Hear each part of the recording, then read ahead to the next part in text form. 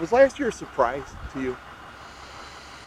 I don't know if last year was a surprise, knowing the type of kids we had and the quality of kids we had. I think there were moments that were surprising, and it didn't play out the way I imagined it did to get to those enough wins to get to the playoffs. I thought maybe wins were going to happen in different places and things like that. But I thought that was the playoff team that we had last year. I thought that was a team talent-wise and all the intangibles that you need to get there. That was a team that had it. And so getting to the playoffs wasn't a surprise, but the path we took to get there was a little different than I thought maybe we'd take. We're going to watch a little bit of Mendota film today from our game last year, and we were not very good last year against Mendota. We're not. It's just night and day from week 1 to week 9, 10, 11. Where we were as a team, where we were as individual players, and it's just that mantra, you don't have to worry about the whole thing. You just have to worry about that day and whether that day's better than the day before. And then, are we better this Friday than we were last Friday? And if we can buy into that takes away a lot of the pressure of, are we as talented as we should be? Or, we're supposed to be good, or whatever that is. You don't have to worry about that kind of stuff because you're just worried about today. Right. And that's all that, once you can get kids to believe that, you can take a group of kids, quite a long ways. Every athlete's going to have those moments, and how you deal with those moments is going to determine how much better you can get and where you can go. And we've talked a lot about that with this group of seniors, especially since they haven't been on the field a whole lot compared to maybe last year's group, that there are going to be moments in these early games where you're going to have to decide, how to react to something, or what am I going to do in this situation? And those moments can become big for the season. And so hopefully they're taking that message in. And we every season we seem to talk about how balanced we are and how much we want to spread the ball around. And I felt like we kind of did that last year. And then as the season went on, we kind of found our groove and, who was going to, handle the ball primarily in a game. We still had a lot of stats for a lot of guys. And that's where we want to be this year. I think one thing that Jack is going to be a really big thing for him is how much he can understand the plays and the playbooks, and he's a very intelligent person and sees what's going on and asks good questions, and I think that's going to be huge for him as far as being the leader on the field at the quarterback position. I think our speed is at least equal to what our speed was last year, and maybe even a touch ahead of our overall team speed, especially at the skill positions.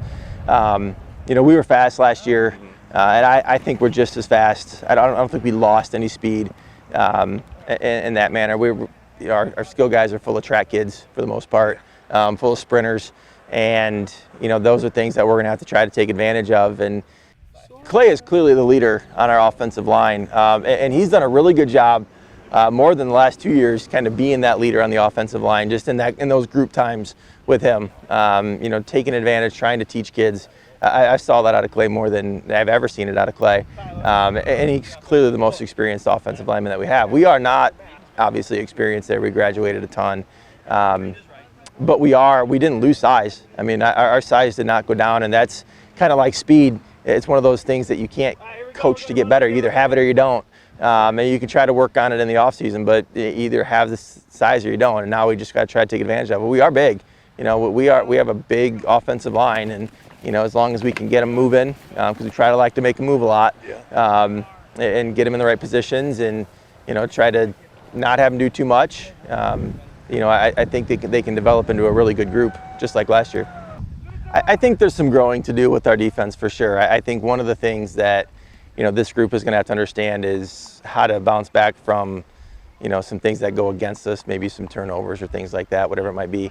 And defensively, I think we have to really do a little bit better job creating those turnovers. We're new at a lot of positions, and even when we're not new, we have we're moving kids around to things they weren't in before, and so I would say outside of Clay, everybody else is either in a new position or a new player on defense, and so that's going to, we've worked a lot on it, and hopefully we're ready to get jump right in. But I think it's going to take a little bit of time in that first game to really get the flow and speed and how things are going to come, because it's just hard to replicate that in the practice.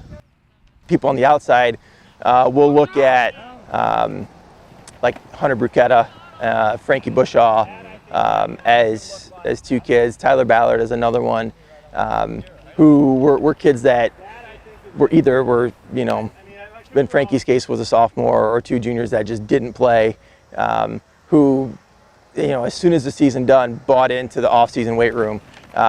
Frankie and Hunter put on really good, strong weight. They're bigger kids. They're faster. They ran track.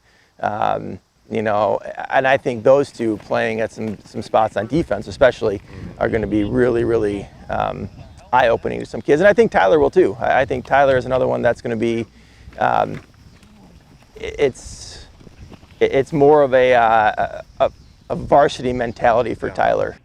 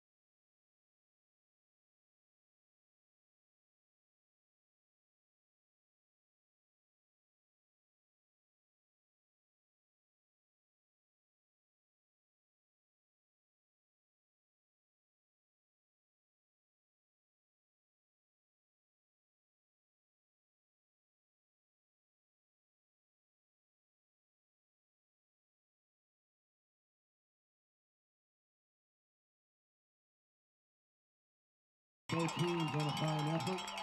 Again, the Panthers will travel to Kankakee to face Bishop McNamara next Saturday. Time to be announced.